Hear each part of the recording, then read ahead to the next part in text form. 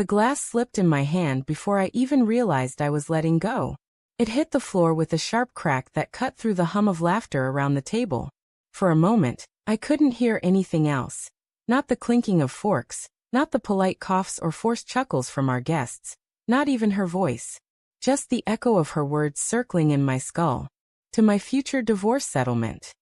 She had said it with a smile, as if it were nothing more than a clever punchline at my expense. Everyone laughed. Everyone except me. I sat frozen, staring at the woman I had promised my life to, the woman I thought I knew better than anyone else. Her dark hair framed her face in soft waves, her lips still curved in amusement, her eyes darting toward me with the kind of glimmer people mistake for charm, but I now realized might have been mockery all along. I forced my mouth into a weak smile, pretending I was in on the joke, even though my chest felt like it was caving in. The laughter at the table swelled, and then settled into the usual chatter. Plates shifted, wine poured, but I couldn't move. The warmth of the room felt stifling, the candlelight too harsh. My birthday dinner, my friends, my family, her betrayal, wrapped neatly inside a toast. All night I tried to convince myself I had misheard, misinterpreted, misunderstood. But the truth gnawed at me every time she leaned across the table to whisper something to the man seated beside her. Not a stranger, but a co-worker she'd accidentally invited when I asked her to send out the dinner notices. He laughed too hard at her jokes. His hand brushed hers more than once, too casually, as if it wasn't the first time. My stomach churned. I wanted to scream, to slam my fists on the table, to demand the truth in front of everyone. Instead, I swallowed my rage with every sip of bitter wine. The night dragged on. Conversations blurred. I laughed when expected, nodded when required, but my mind replayed her toast over and over, each time cutting deeper. Later, after everyone left, I confronted her. What was that supposed to mean? My voice was low, trembling not with fear but with the weight of betrayal. She didn't flinch. She stood at the sink, rinsing wine glasses, her reflection in the kitchen window layered over the black night outside. It was a joke. Don't be so sensitive. A joke? About divorcing me. Her silence stretched, the only sound the steady stream of water. Then she set the glass down and turned to face me, her expression unreadable. Maybe it wasn't just a joke. The air thinned around me. My hands curled into fists at my sides. What are you saying? I'm saying I've been unhappy for a long time. I thought you noticed. Unhappy. The word hit harder than I expected. My mind scrambled through months, years of small moments.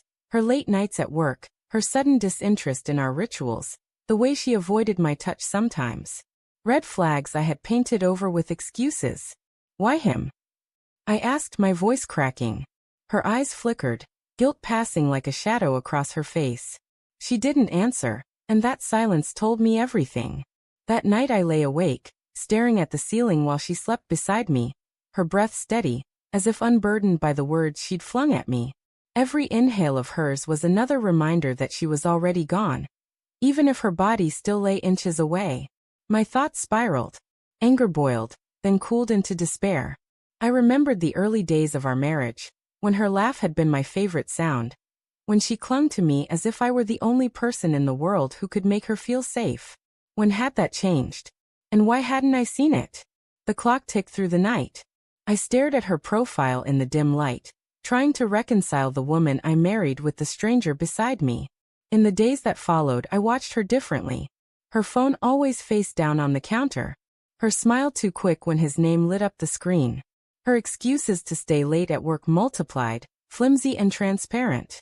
I had no proof, only the slow suffocation of intuition pressing against my ribs. I didn't confront her again. Not yet.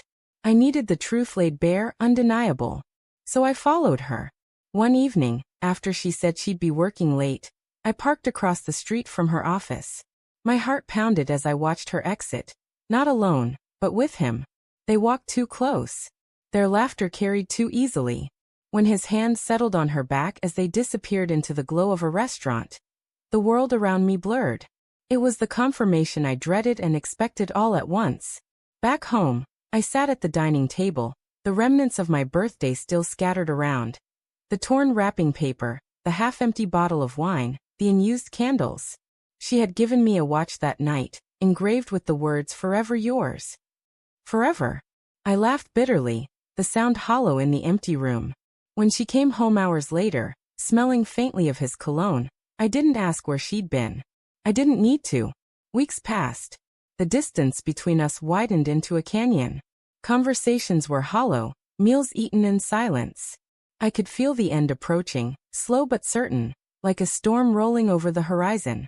And yet, part of me clung to her still, to the memories, to the hope that maybe I was wrong, that maybe this was salvageable. But every glance, every lie, every absence hammered the truth deeper into my chest. One night, unable to hold it in any longer, I told her. I know. She froze mid-step, her coat half off. Know what? About him. About everything. Her face crumpled, 1,000 emotions colliding, fear, guilt, defiance. She didn't deny it. She didn't apologize. She only said, I didn't want you to find out like this. And that was it. The final nail. Now I sit alone in the same restaurant where she made her toast. The candles flicker, the hum of other diners fills the air, but all I hear are her words echoing still. To my future divorce settlement. She thought it was clever. I think it was prophetic. The papers are signed. The house is quiet. My birthday feels like a lifetime ago.